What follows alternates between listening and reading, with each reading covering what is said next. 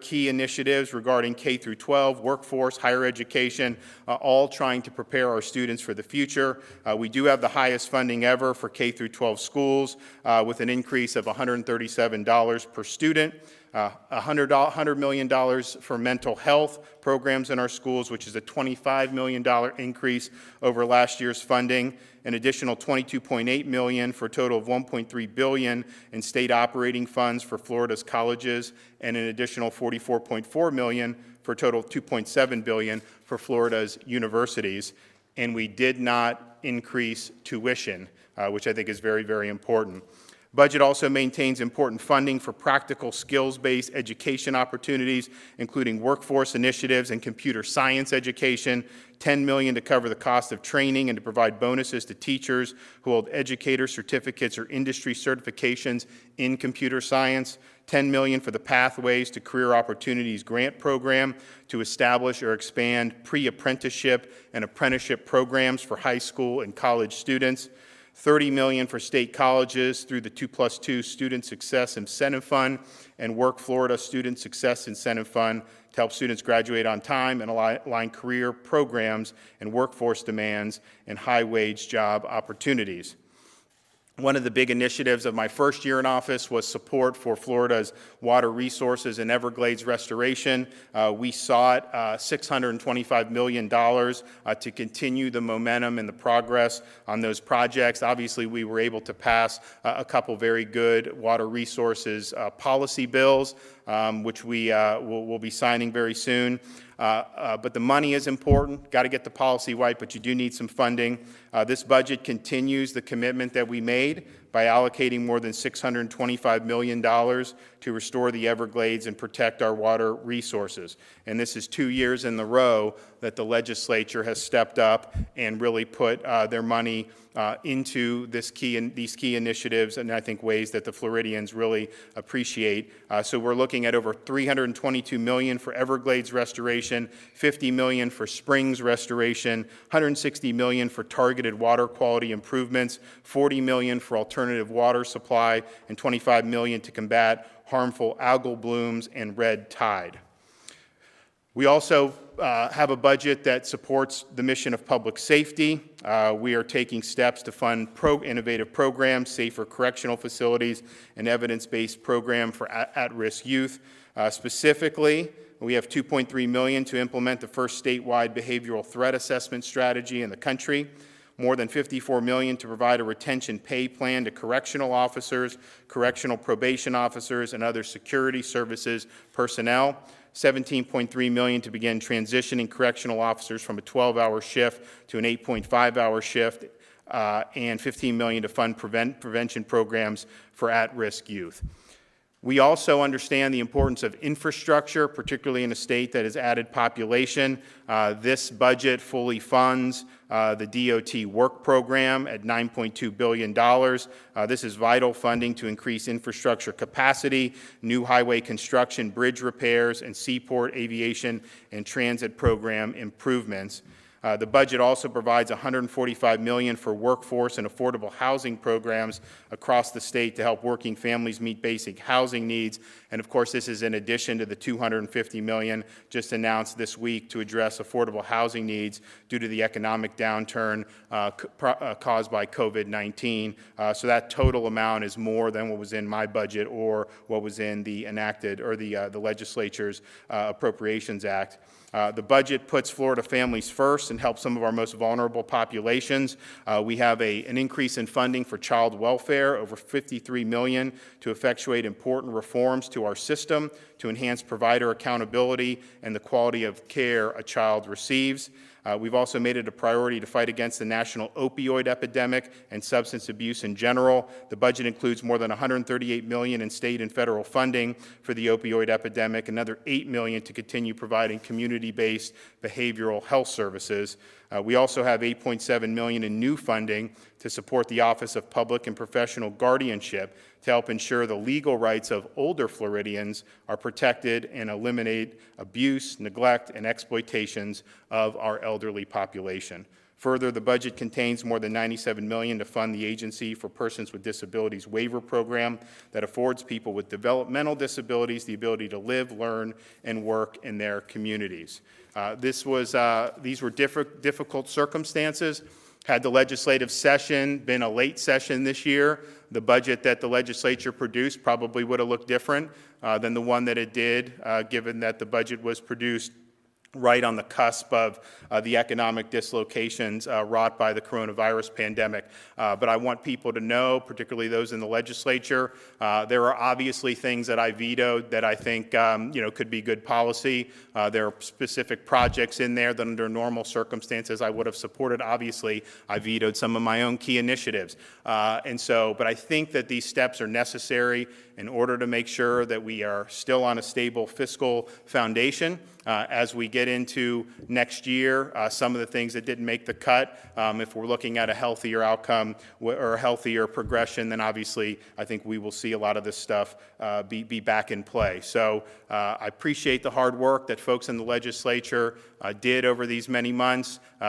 These were not easy decisions, but at the end of the day, I think we threaded the needle by preserving some of the historic achievements that this session wrought, such as the teacher pay increase, such as the environmental funding, while also realizing the historic and necessary savings that you have to do in these types of fiscal situations. And so I want to thank everyone for their efforts. And I signed the bill before I came out today, and that should be disseminated to the public very soon if it hasn't already. And with that, I'm happy to take some questions. Michael?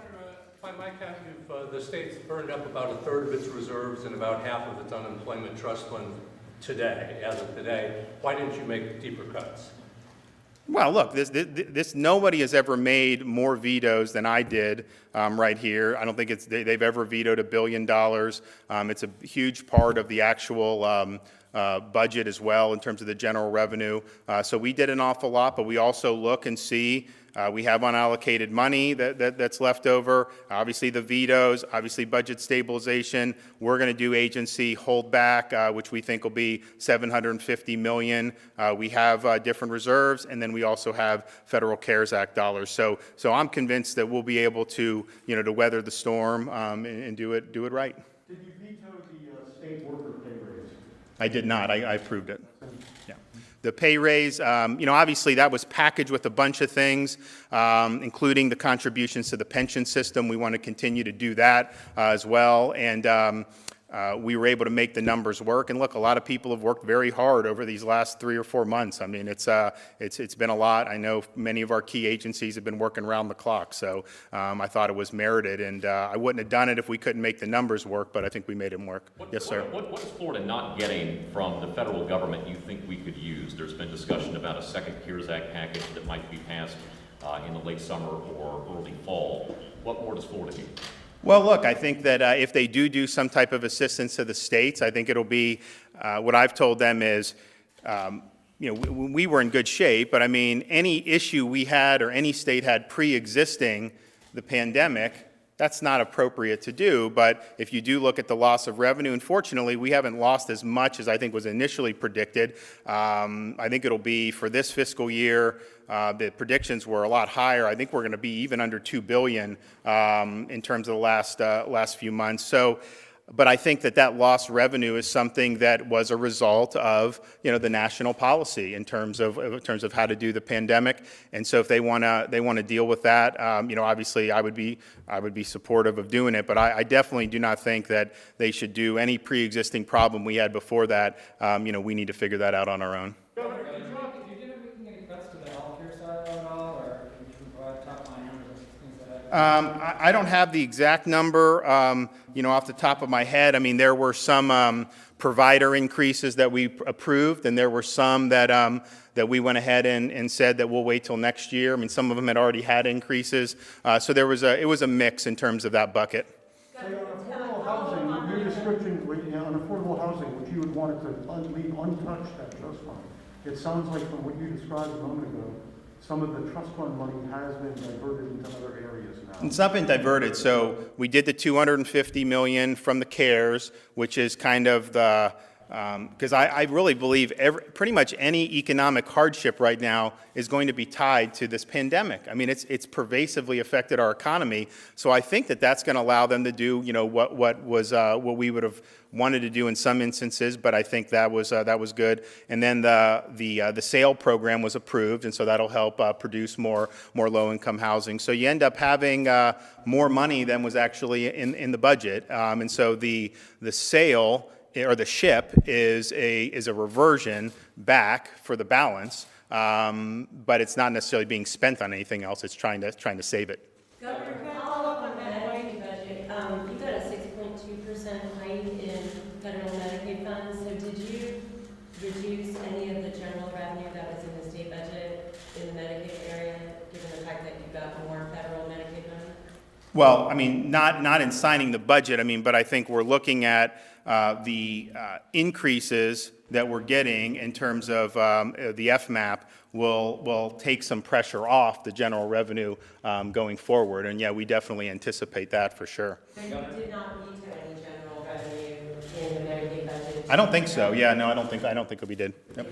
Yes, It's sir. about a license law, the panic alarm bill. There was an $8 million appropriation for that. Do you know if that survived the vetoes?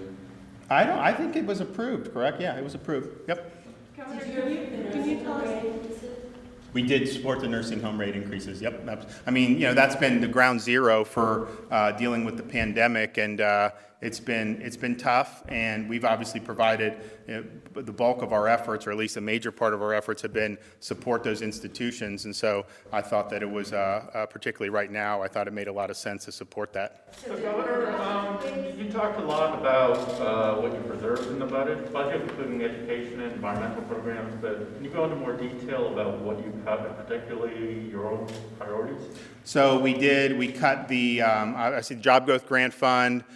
We did the Universities of Distinction, which is kind of a new program to not the performance, that the preeminence funding, which UF and FSU was kind of a new thing. Not the worst idea in the world, but now was not the time to do it. We vetoed a big courthouse for the second DCA that was supposed to go in Pinellas County. Obviously, we mentioned the SHIP. So, you're looking at hundreds of millions of dollars from some of the bigger ticket items, and then a lot of the smaller projects. One of the things people will look at when they go through, last year, if you remember, we obviously wanted the major water initiatives, and I think those are very important, but I also approved a whole host of really local, more parochial water stuff. And I mean, I like a lot of those projects. Obviously, the local communities have a responsibility in some of that as well. We looked in the stuff that was not in the BMAP, and a lot of those didn't make the cut. Again, I think some of them are good, but we just had to figure out, okay, what's the priority?